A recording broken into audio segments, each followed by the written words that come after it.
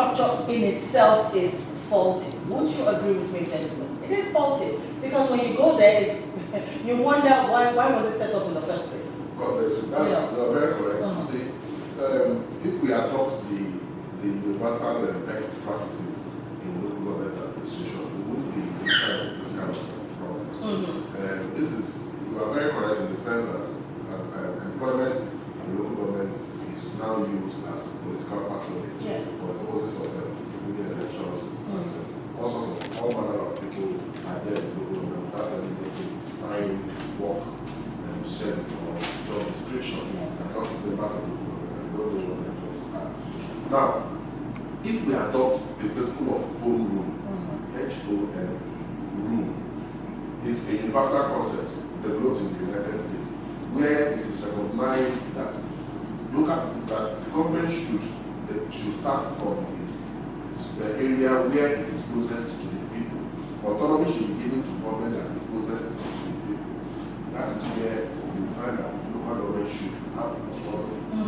In the United Kingdom, they call it self-government. If local governments have self-government, they order that home rule principle, they will determine by themselves who to employ and who not to employ. It will not be subject to the interest of one politician in the state capital or in Abuja. That is a key. We must work on that principle of home rule and agree that it is very necessary in this present Nigerian circumstances where every politician is greedy, every politician is looking for where to grab from the national purse. Create an autonomous local government. The very system of local government in Nigeria was built on the premise of three-tier government: state, federal, state, and local government. But today we are having more or less like a two-tier. The third tier is clearly gone. So that is where legislation comes in. That is where law comes in. We have another frontier. Is it CDA? No, that is not a government agency. It's not a government. When you study one of the reasons in 1992 why Babangida formed the CDA was to have the fourth tier of government, making it much more closer to the people. I understand what you are saying, but let's touch it on there. The CDAs are not for now part of our. For now, they are being used by the states. They are being used by the states. They are very functional in the state, in their own political understanding. In that state level, they are very, very functional.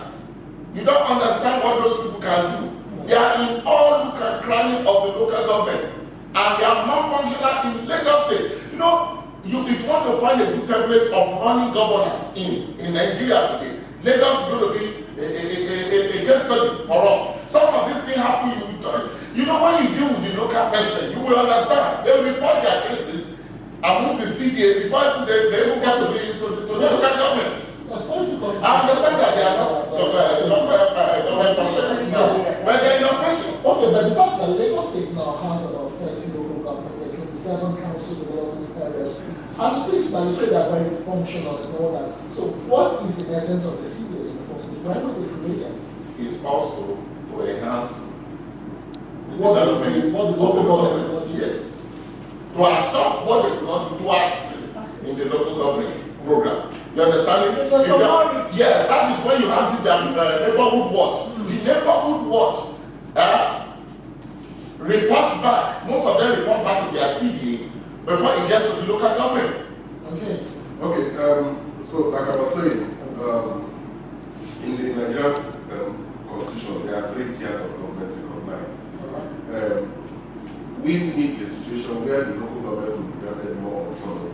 If the local government is granted this home rule autonomy, this self-government autonomy, then the principle of CDAs would come in as part of instruments in the hands of local government to get even further. You can even go further than CDAs. You can go to neighborhood, like go to streets. If I get you correctly, Barrister, the CDAs should be like a tool in the hands of the local government, not the state government. That is the intention of the creation of CDAs.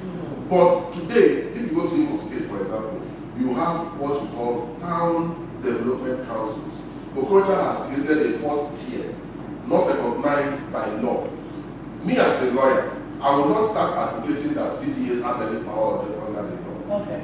The only Because they don't. They don't. So what we want to ask for is to grant the local governments autonomy, legislative, give them legal backing, and if need be, even give the CDAs legal backing. But from the federal, if any what do you call it, revenue is to be allocated to the local government, let it go from the federal straight to the local governments, and let them be self-governing. Then they themselves in that, like in some local governments in Imo State where I come from, there are about 4 towns in each local government. So the local government there can, through the instrumentality of either the town unions or the CDAs, Community Development Association, which are more or less based on towns, they can now use that instrumentality, that pipe, to reach to the communities. But what is more important is to recognize that the closer government gets to the grassroots, the better for the people. Because if you look at the concept of good governance, when you talk about policy and inclusive participation, where people are asked to participate in governance, you know that there is no other place that you can participate in governance than through your local government interactions.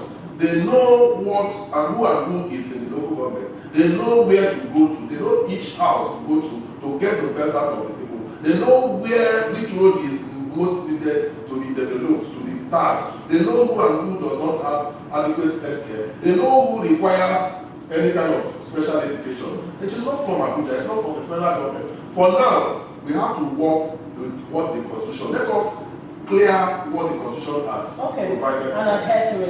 Yes. Okay, now Mr. Omolayo, is it in granting the local government autonomy? Is that the only way we can get the local government structure to really work? Is that the only way? There's no alternative to it. Because I'm double-minded about this. Because I'm looking at the situation where they could also hijack that process. You see, you don't dream for someone who has not gone to sleep. You don't dream. That's okay. This guy is going to sleep now. Let me dream for him. It doesn't work that way. Let them have their autonomy. Let them feel they can correct themselves. States are being created. The state like Ikechukwu was created some years ago, and somehow, either they are going to form, the state is still moving on, and it's going based on its own resources. You understand? So I think we can have that at the state level, the local government level. And you understand, when we're growing up, you will notice the functionality of this local government as in the villages. That is when I understand this issue of agriculture. They have this preservative there. They have their, they have a reserve in the, that is my area, in the area of maize, and you ask where it's coming from. It's from the local government. Roads, all those bushes. You understand it? The local government are the one taking care of those roads there. These guys staying in the council, almost doing nothing in all of the local government. They pay people from that same local government. I don't know how much they give them, either classes or whatever. These are the ones that clear those bushes. Today, if you are traveling in any of the town in Nigeria today, the portion of the local government in those areas have been removed. Their Ministry of Agriculture is no more there.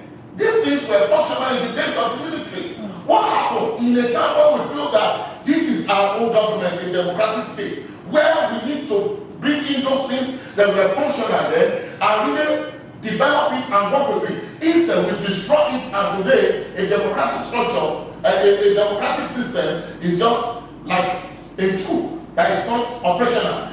Now we talk of local government. The best we can think them talk about is having garages all around. What about recreation centers where the local government needs to build up and have revenue? Nothing like that. That is why the state, even when they were having, there was a time they were having a direct application in the days of Babangida. Okay, and some of them were not functioning very well because they were not paying the teacher their salary at that point in time. Some local government were only a lot of staff, their teachers in those days, and that was when the government of the day began to come together and putting their resources, their monitoring the fund in the hands of the state. Okay, and we know the military government, in their own understanding, we're trying to fine-tune the local government because they understand that is the only way they can get to the people. Even as bad as Abacha government was then, chooses to come directly to the people and create a platform where an election was done in this same country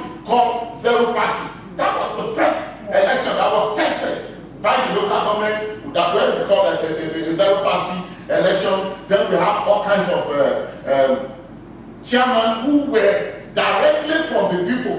You understand? You don't need to get for any godfather. But somehow, because of the uprising that is within the government of Abacha, that election could not really get us the kind of result. So I just pray that the government now, the democratic government that we are having, that we might have again, in any form of name, in any form of name or party, should begin to think towards the people. And again, the so-called legislator, they are also answerable to the local government by their constituency, in which they talk about what have they done, what have they contributed, how have they worked together with even the present local government officials that are there. Because if you say you're a senator, you are representing a constituency. If you say you are a member of the House of Reps, you are representing a constituency. How many local government offices have you visited? How many of them have you asked what is their problem? So that we know what have you been doing to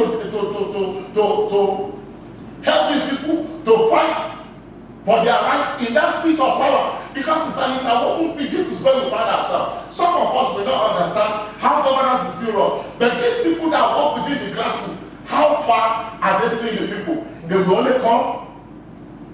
They don't even have offices anyway. Some of them don't have offices.